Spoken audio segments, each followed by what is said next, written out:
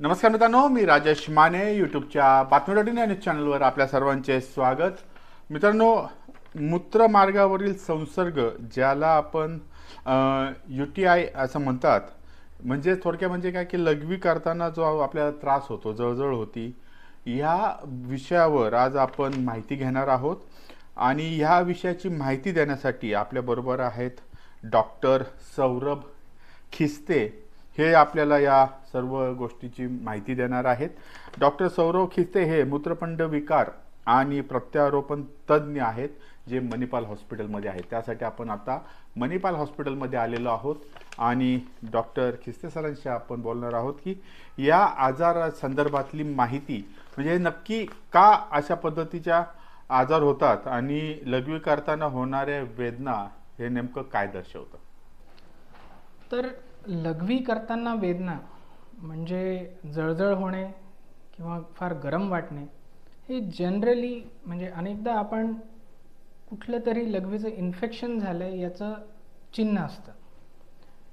त्या प्रकारे आपल्याला त्याची तपासणी करून त्याची ट्रीटमेंट करणं फार गरजेचं असतं. मग अशा ज्या तक्रारी आहेत या कुठल्या आजाराचं लक्षण असतं का कुठल्या तुम्हाला आपण इन्फेक्शन्समुळे होऊ शकतं? हो, तर जसं मी अगोदर सांगितलं, लघवीची जळजळ होणे हे जनरली लघवीची इन्फेक्शनचे चिन्ह आहेत. आता इन्फेक्शनचे अनेक कारणं असू शकतात, ज्याच्यात वेगवेगळ्या प्रकारचे बॅक्टेरिया आले, कधीकधी फंगल इन्फेक्शनमुळे सुद्धा ही जळजळ होऊ शकते.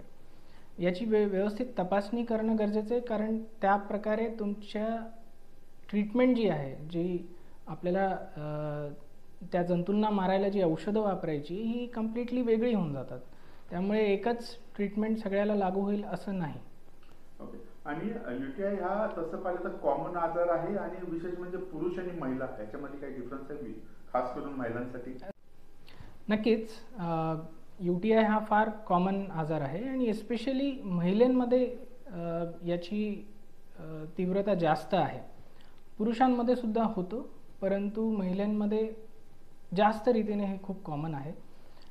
याचं कारण म्हणजे महिलांमध्ये जी लघवी नेण्याची जी युरेथ्रा जे आपण म्हणतो, जी ब्लॅडरपासून जी नळी असते जी लघवी बाहेर पाडते, ही लेंथ फार कमी असते महिलांमध्ये. पुरुषांमध्ये ही लेंथ फार जास्त असते. त्याच्यामुळे हे मेजर कारण आहे.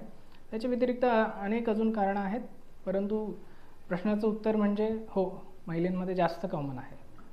साधारणतः लघवी करताना जळजळ होते किंवा वारंवार लघवीला जावं लागतं किंवा पोटाच्या खालच्या भागात वेदना होतात, म्हणजे या स्थितीत कोणत्या चिन्ह असू शकतात किंवा कोणत्या आजाराची लक्षणं असू शकतात? ही अनेकदा ही जी काही लक्षणं आत्ता सांगितली ही सगळी युरिनरी इन्फेक्शनकडेच दर्शवतात, परंतु कधीकधी किडनी स्टोन असेल तरीसुद्धा असे सिम्पटम्स येऊ शकतात. त्याच्यामुळे यालासुद्धा डिफरन्शिएट करणं गरजेचं आहे. UTI वाढण्याची मुख्य कारणं काय असू शकतात? UTI वाढण्याची अनेकदा खूप कमी पाणी पिणे हे खूप कॉमन झालेलं आहे. आजकाल घरबसल्या सगळे कामं असल्यामुळे तेवढी तहान लागत नाही आणि आपण कमी पाणी पितो, हे फार मोठं लक्षण आहे. हायजीन मेंटेन न ठेवणे, टॉयलेट हायजीन स्पेशली, कपडे फार टाईट घालणे किंवा ओली झालेली कपडे चेंज नाही करणे, डायबिटीज असणे ही सुद्धा मेजर लक्षणं आहेत.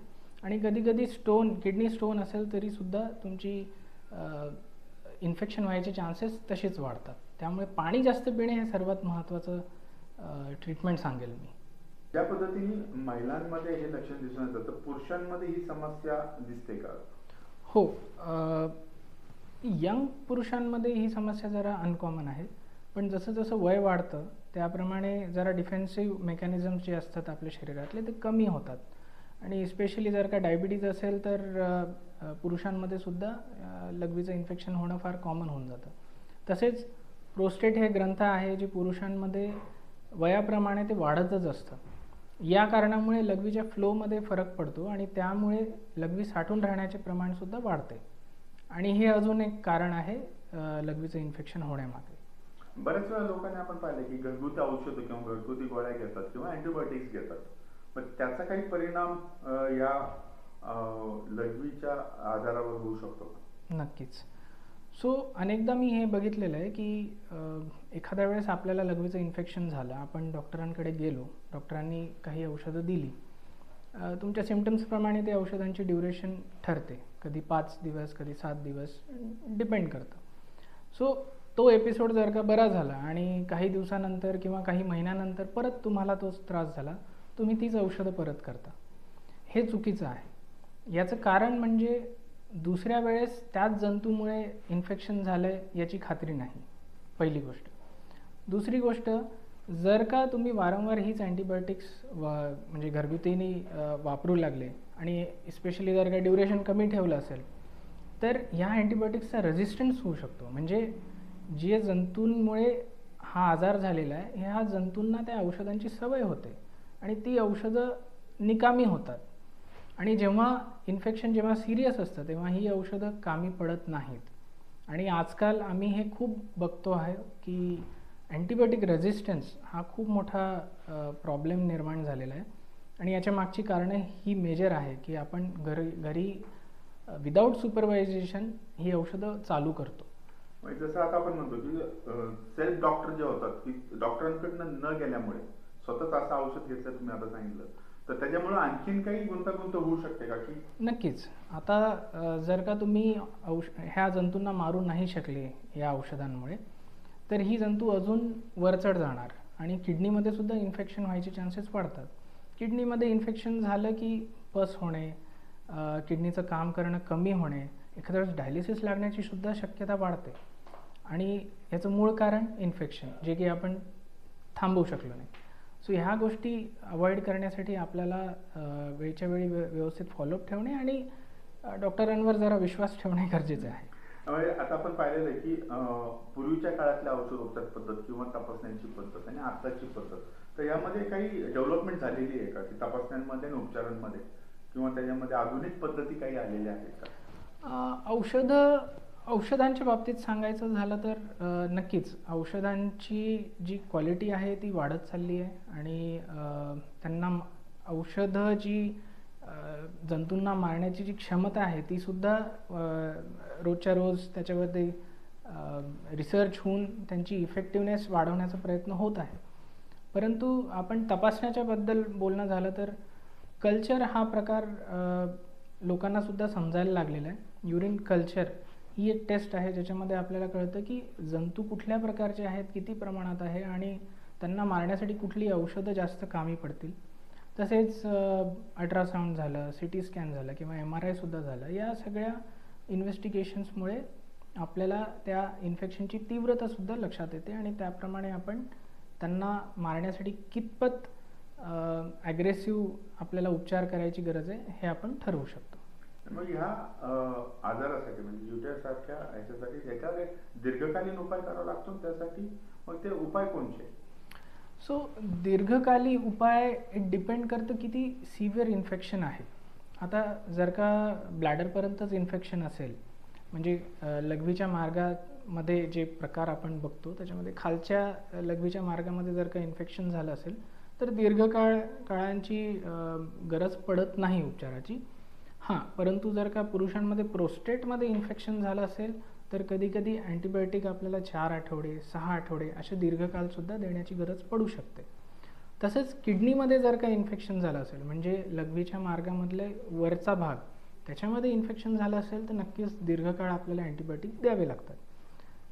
त्या व्यतिरिक्त जर का पेशंट इम्युनो कॉम्प्रोमाइज्ड असेल, म्हणजे त्याची इम्युनिटी कमी असेल, रोगप्रतिकारक शक्ती कमी असेल, त्यांना डायबिटीज असेल किंवा एखादा ट्रान्सप्लांट पेशंट असेल, तर या पेशंटचा इन्फेक्शनचा स्वरूपसुद्धा वेगळा असतो. त्यामुळे उपचाराची ड्युरेशन जे म्हणतो आहे आपण ते जास्त दीर्घकाळ देण्याची गरज पडू शकते.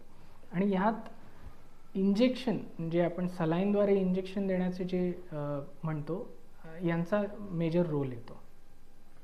जर आम्हाला या आजारासंदर्भात डॉक्टरांनाच टाळायचं असेल, म्हणजे तुमच्याकडे यायची गरज नको, म्हणजे साधारणतः आमच्या सवयीमध्ये काय बदल करायला पाहिजे लोकांनी? बरोबर, अगदी. सो हे मी अगोदर पण सांगितलेलं, भरपूर पाणी पिणे फार गरजेचं आहे. टॉयलेट हायजीन खूप महत्त्वाचं आहे. जास्त वेळ टॉयलेट सीटवर बसून राहणे हे टाळणं गरजेचं आहे. वेळच्या वेळी लघवी लघवीला जाणे आणि आपलं ब्लॅडर एम्प्टी करणे हे फार गरजेचं आहे.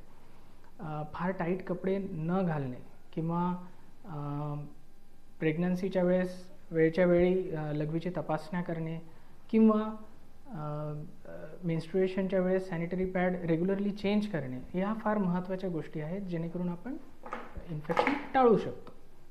जनरली आपण बघतो की लघवी आल्यानंतर आपण ती कंट्रोल करत असतो की जवळपास टॉयलेट अवेलेबल नसतात किंवा अन्य कुठल्या कारणांमुळे किंवा कॉन्फरन्समध्ये वगैरे असतो. तर अशी लघवी रोखून ठेवणे याचा कितपत परिणाम बॉडीवर होतो? नक्कीच लघवी रोखून नाही ठेवायला पाहिजे. ही वन ऑफ द रिझन्स आहे, म्हणजे एक महत्त्वाचं कारण आहे लघवी इन्फेक्शन होण्यामागचं. ज्यांना डायबिटीज आहे त्यांनी तर नक्कीच लघवी थांबून नाही ठेवायला पाहिजे. टॉयलेट हायजीन मी समजू शकतो आहे, बाहेर गेल्यानंतर हा प्रश्न पडतो, परंतु लघवी रोखण्यामुळे जास्त दुष्परिणाम होऊ शकतात. त्याच्यामुळे टॉयलेट व्यवस्थित बघून आपण लघवी करणे हाच सल्ला देईल मी. या सर्व प्रकारकडे म्हणजे लघवी रोखून धरणे किंवा खूप वेळ लघवीला न जाणे, ह्या गोष्टींकडे दुर्लक्ष करणारे जे लोक आहेत किंवा आपले नागरिक आहेत त्यांना काय तुम्ही विशेष टिप्पणी किंवा काही सल्ला देऊ इच्छिता? आत्ताच्या जे काही आपण आता बोललो यामध्ये मी लघवीच्या इन्फेक्शनवरच स्ट्रेस केलेलं आहे आणि हे आम्ही रोजच्या रोज बघतो. सो इन्फेक्शन रोजच्या रोज आम्ही बघतो आहोत की हे ट्रीट करणं जरा कठीण चाललं आहे, कारण अँटीबायोटिक रेजिस्टन्स खूप वाढलेलं आहे. सो तुम्ही जर का व्यवस्थित पाणी पिऊ लागले, तुम्ही टॉयलेट हायजीन मेंटेन ठेवू लागले तर इन्फेक्शन होणार नाही आणि या सगळ्या प्रोसेसपासून तुम्ही नक्कीच वाचू शकाल. कारण किडनीचं इन्फेक्शन होणे फार धोकादायक आहे. खरं सांगायचं तर नुसतं पेशंट नाही, पूर्ण तुमची फॅमिली इन्व्हॉल्व होते त्यामध्ये. सो काळजी घ्या, हेच सांगेल मी. मित्रांनो, हे होते डॉक्टर सौरभ किस्ते, जे मूत्रपिंड विकार आणि प्रत्यारोपण तज्ज्ञ आहेत, जे मणिपाल हॉस्पिटलमध्ये असतात. सर धन्यवाद की आम्हाला तुम्ही या आजारासंदर्भातली जी माहिती दिली आणि त्या संदर्भातले उपचार आणि त्याची घेण्यासाठीची काळजी, या सर्व गोष्टी तुम्ही आमच्या प्रेक्षकांना दिलेल्या आहेत.